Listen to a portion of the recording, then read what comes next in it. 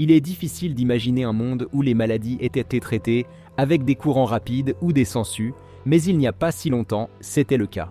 La médecine et notre compréhension du corps humain évoluent constamment avec des découvertes quotidiennes. Avant même de t'en rendre compte, la cigarette que tu fumais pour soigner ton mal de ventre t'apporte en réalité le cancer. Alors aujourd'hui, nous allons examiner certaines des choses horribles qui ont autrefois été utilisées comme médicaments. Mais avant de commencer, assurez-vous d'être abonné à la chaîne Weird History. Laissez-nous un commentaire et dites-nous quelles autres maladies vous souhaitez découvrir. D'accord, patient, dites art. Imaginez-vous dans un asile faiblement éclairé où le traitement standard pour tous les maux implique une grande étendue d'eau. Le personnel de l'asile pouvait vous immerger dans un bassin d'eau glacée, puis recommencer plusieurs fois. Pour ceux qui semblaient particulièrement résistants au traitement, les médecins avaient recours à ce qu'on appelait le bain de surprise, qui consistait à placer le patient sur une trappe et à le faire tomber sans prévenir dans une cuve d'eau glacée.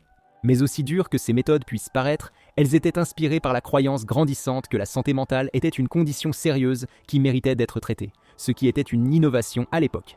Mal orientée, l'hydrothérapie marque les débuts hésitants de la société dans la prise en charge des maladies mentales. Aussi terribles que soient ces méthodes, elles cherchaient un effet thérapeutique à une époque sans études scientifiques de la psychologie. On peut donc leur reconnaître un certain mérite pour leurs tentatives. Le mercure était vu comme un remède universel par de nombreuses civilisations anciennes, malgré sa toxicité. Il faut dire, il paraît tellement cool qu'on pense forcément à des super-pouvoirs. Au XVIe siècle, la syphilis faisait des ravages et le mercure semblait être la seule solution.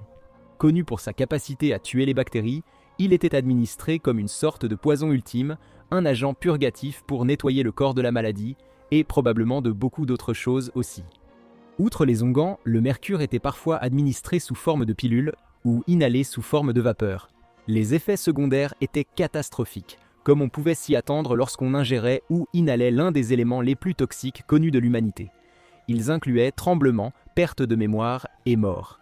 Ironiquement, cela a peut-être aggravé la maladie qu'on cherchait à traiter, créant un cercle vicieux d'empoisonnement et de maladie. Mais à une époque sans antibiotiques, le poison semblait être un prix acceptable. L'expression « fou comme un chapelier » provient de l'empoisonnement au mercure, fréquent chez les fabricants de chapeaux utilisant ce métal pour le feutre. Si vous vous demandez pourquoi le chapelier fou déjeunait avec un lapin, c'est parce que son cerveau est imbibé de mercure. Au XIXe siècle, la tuberculose était presque aussi redoutée que la peste, et l'un des traitements consistait à injecter du lait directement dans les veines. Les médecins croyaient que le lait, symbole de pureté et de nutrition, pouvait revitaliser la circulation sanguine et nourrir les patients pour les rétablir. Sans surprise, les transfusions de lait provoquaient souvent un choc chez les patients. Pour certains patients, le lait agissait comme un agent étranger mortel, provoquant de graves infections ou la mort en quelques heures. Heureusement, cette pratique a cessé dès que la science des transfusions sanguines a progressé, ils n'ont donc jamais expérimenté la crème glacée. Avant le vaccin, la rage était bien plus mortelle. Dès l'apparition des symptômes, la mort suivait. Les médecins, désespérés, tentaient tout ce qui pouvait marcher. Voici Pline l'Ancien qui a proposé une version littérale du principe « soigner le mal par le mal ». Selon sa recommandation, la victime devait prendre des poils de l'animal en cause, les brûler, puis les appliquer sur la morsure. Si les poils de chien n'étaient pas assez exotiques, d'autres remèdes anciens mêlaient foie, cerveau et sang broyé de l'animal infecté à consommer. Ces méthodes sont nées de la croyance en la magie sympathique, l'idée que le semblable guérit le semblable. Le mélange de mysticisme et de désespoir a popularisé ces traitements, qui n'ont pourtant fait qu'accélérer la mort des victimes de la rage. Aujourd'hui encore, ces anciens conseils ont laissé une empreinte culturelle. L'expression « poil de chien » fait encore référence au fait de traiter un problème avec une petite dose de ce qui l'a causé. Aujourd'hui, cependant, la plupart des gens l'utilisent pour parler de remèdes contre la gueule de bois plutôt que de traitements contre la rage. La folie des momies en Europe tenait autant à la fascination pour les pharaons qu'à celle pour leurs prétendues propriétés mystiques.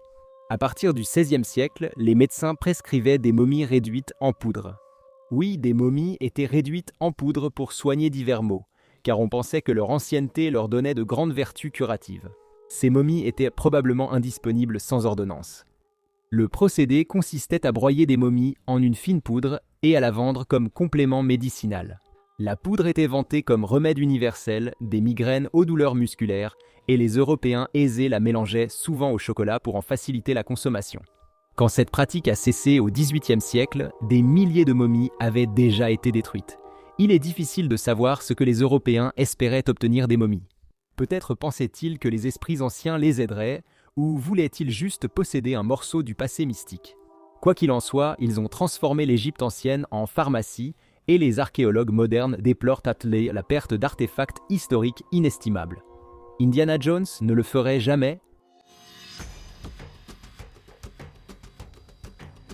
Le concept de soulagement de la douleur, grâce à la décomposition de la vie marine, a été popularisé en Australie au XIXe siècle. Les patients arthritiques étaient encouragés à ramper dans une baleine évidée et à y rester plusieurs jours, car on pensait que les gaz de la chair en décomposition soulageaient leur douleur.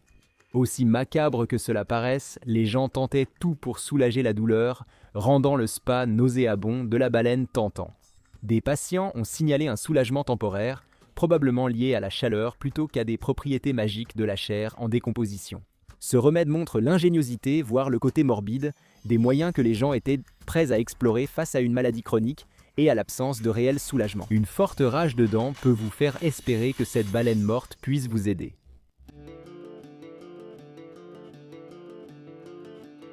Les Romains accordaient beaucoup d'importance à l'hygiène, même si ce n'était pas toujours intuitif.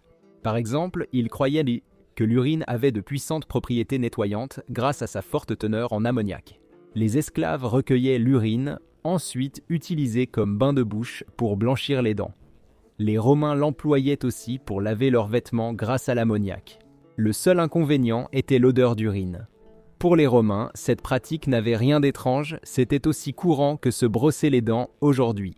La tendance a peut-être disparu, mais la réutilisation de déchets pour la santé et l'hygiène a été pratiquée par de nombreuses cultures au fil des siècles.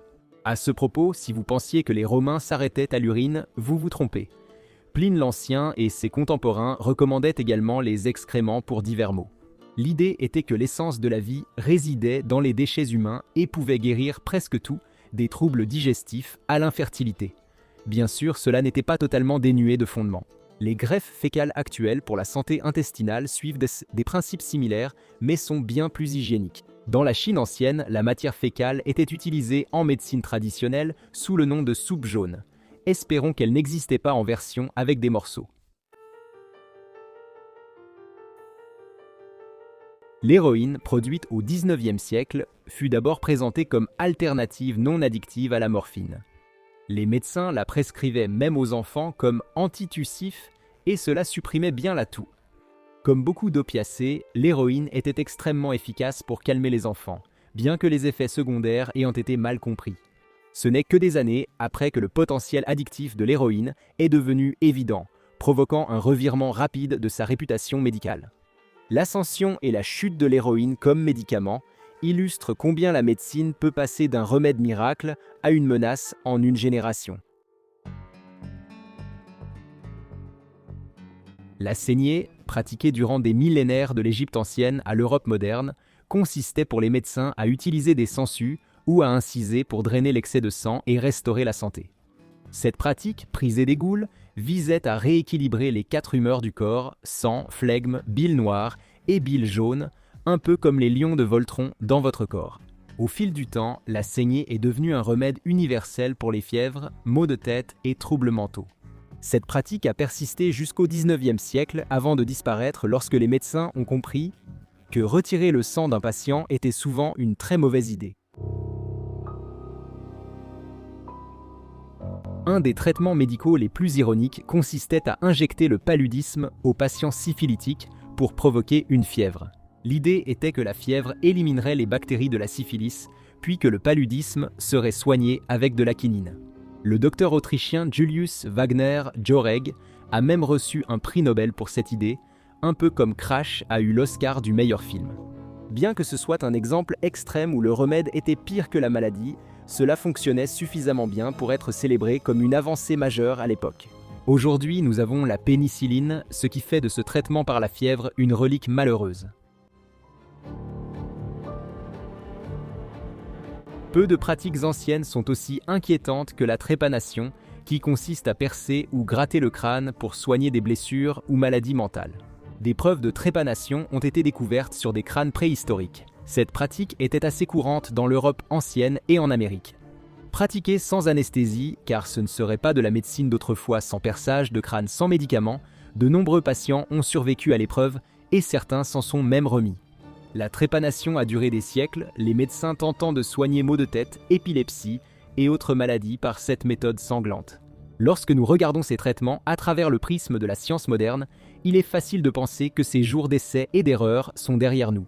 Avant d'être trop confiants, rappelons-nous que les traitements de pointe d'aujourd'hui pourraient devenir la pommade au mercure ou la carcasse de baleine de demain.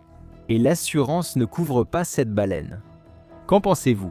Lequel de ces remèdes mal avisés était le pire ? Dites-le nous en commentaire et découvrez nos autres vidéos sur notre histoire étrange.